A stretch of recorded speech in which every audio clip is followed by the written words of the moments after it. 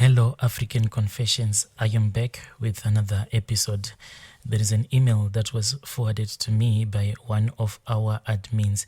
If you have a story to share with us, do not hesitate to contact any of our admins so that you can share with the rest of the world your own story.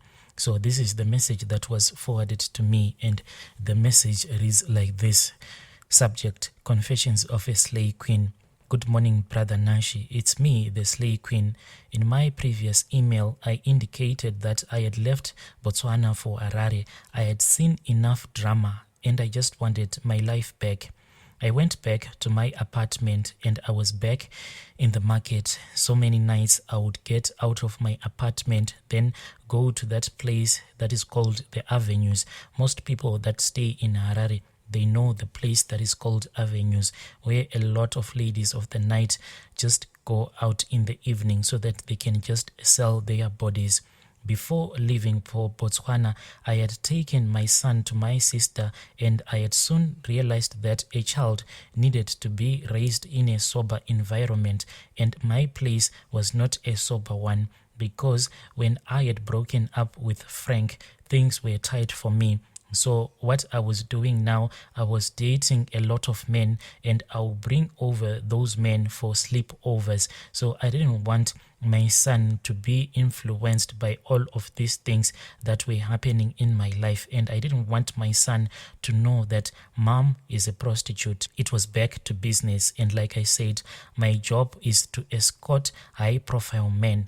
This is just to entertain them whilst they are away from their families, and this can be done either in Harare or out of the country. So most of these high profile men, they get married to women that we can say are not that attractive. I don't know if these guys that always want to be escorted by these high-end prostitutes, why they end up marrying most of these women that we cannot say they are attractive.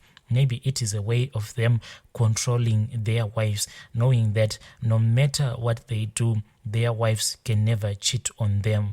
Because whenever I'll be with most of these high-profile men, when I'll be escorting them, if they were to show me their wives and if I were to compare myself, I'll see that there is a big difference between me and their wives. And this made me to think that it was the reason why Frank had avoided to marry me, because they were nice.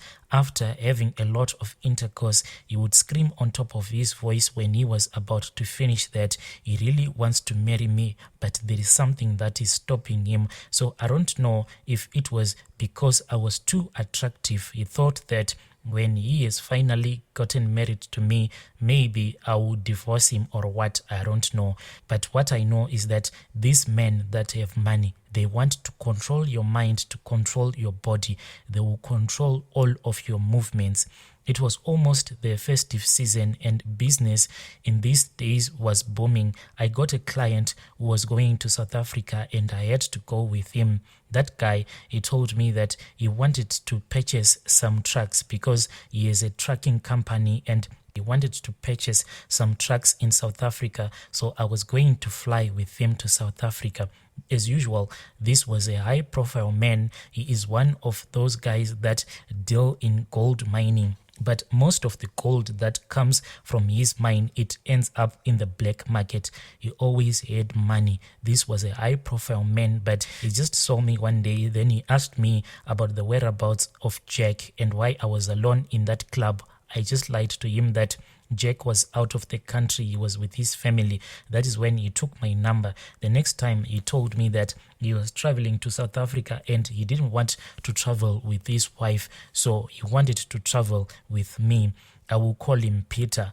We booked our flight right at the airport and we took off. When there is a high-profile client, you are made to sign the non-disclosure agreement, meaning you don't tell anyone anything. If you break that promise, you'll be in trouble. I have visited a lot of lawyers, gone to their offices, and I have signed a lot of non-disclosure agreements. And most of these agreements that they have made me to sign, I don't even understand what they are about, but the lawyer will just try to break it down for me. The simple rule is that I am not allowed to tell anyone about the relationship, and I am not allowed even to tell my closest friends about these men that I am dating. That is why I keep on using these names that are not their true names. You also have to dress like a lady, be presentable, and you have to smell nice. You don't have to look like a prostitute. If you are working with these high-profile men,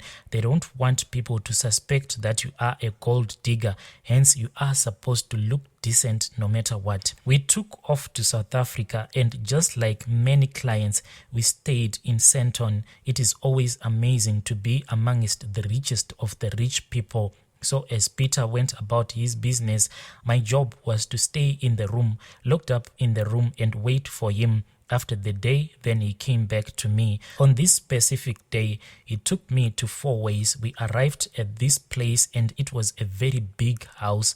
As we arrived, we were given outfits to change, and I was shocked because I had came wearing my Gucci tracksuit and I was so comfortable.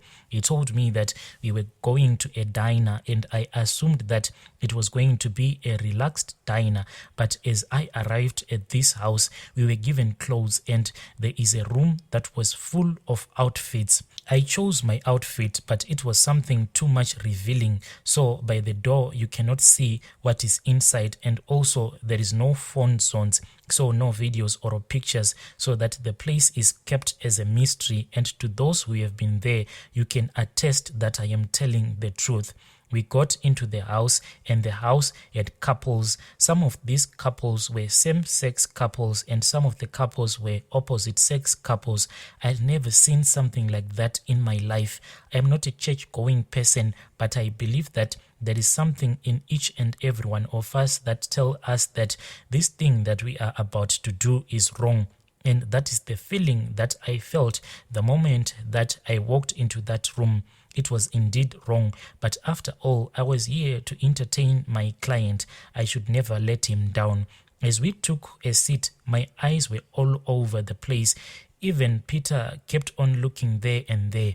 Why? This was a strange place. I looked at Peter for comfort, and I saw that he was not comfortable. He was no longer that confident businessman that I knew. And when I saw that he was no longer that confident man that I knew, my heart started to beat so fast. The house was a very beautiful, a big house, and it was a 2-story building and had a very big swimming pool, spacious and luxurious living room. It had a very large folding door, and the whole ground floor that had 3 living rooms and a kitchen could be turned into a very big room when all the doors were opened. We sat down, and as we sat down, I saw some people who were kissing in one place. Some were busy touching each other. Most of them were merely naked. I recognized that most of the women that were in that room, they were just escorts like I was. I could tell. Some of these people were actually having intercourse. Some were drinking, and all of these people, most of them were older, successful men, but with younger women. Most of these women, if I could judge, they were between 19 to 20 years. They were really young. I also cannot forget this one guy who had a pet snake, kept on moving around him. There were 2 girls that I recognized. One of them, I had seen her on TikTok. Then the other one, I knew her from Instagram. I used to follow her. And those girls, they were having a threesome with this other Indian guy. And all of the men that were in that room, they were successful men. You could just see. Dinner was served, and my Peter kept on telling me that this place will spark something out of you. It will give you the zeal to live your life to the fullest. I could not understand. He kept on telling me that I should be open-minded, and he kept on asking me, do you want more alcohol? After dinner, they said it was time for the auction. What auction were they talking about? Those rich men will then auction their girls, and anyone who would want to buy her would buy her and use her at that specific time and bring her back. These men, they were gambling with us, my brother. Whenever I think about that story, tears will just flow from my eyes, because on that night what those men will do is that they will auction their girls, and they were counting huge sums of money, and the one who would have won will then take the girl, would have intercourse with her, and those other men would be gambling on how many minutes it was going to last on top of that young woman. After that, that is when they will split the money that they would have gambled. The money will be paid to the owner of the young woman, and the young woman will be given 10% of the total amount. Money was just flying everywhere. Some had cash. Yes, there was cash in the house that was being given to these young women, but most of these men, they were just doing bank transfers to each other because it was a lot of money. This was just done to make these men feel superior and show each other that they have money. The bids sometimes would start from a minimum of 50k. I can count myself lucky because with my Peter, he told me that he was a traditional man and he would not participate, but it was fun to watch and gamble. I was still safe. After the bidding, the girls were then taken in the bedrooms upstairs, and the house had about 5 bedrooms. Now, when you get into the bedroom, you are not allowed to lock the doors because other clients would love to use the same bedroom.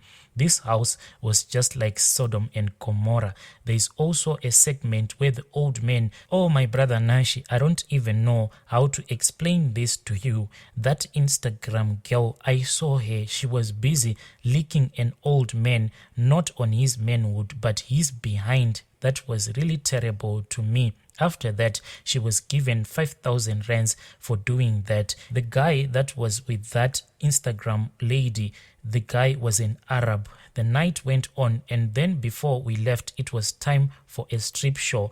Everyone was left in the mood for indulging, and after that, it was when Peter invited me to go with him to the rooftop. As we approached there was another lady waiting, and he told me that we were going to have a threesome, and I could not refuse because this was what he wanted. It was his money, so I had to obey him, and I was supposed to keep him happy. We then went on into another room. He gave me a drink, and after I had drank, it was like I was possessed. That is when we had that threesome. We then left, but on our way, what I saw is that I then saw this other young guy. Maybe he was 23 or so, and it looked like he had an overdose of drugs. His mouth was full of white stuff coming, and he was struggling to breathe. After that, that is when I saw an ambulance that was rushing in. Then they collected that young man. I don't know what happened to him.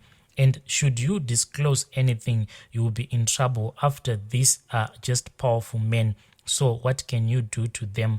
There is nothing that you can do to them.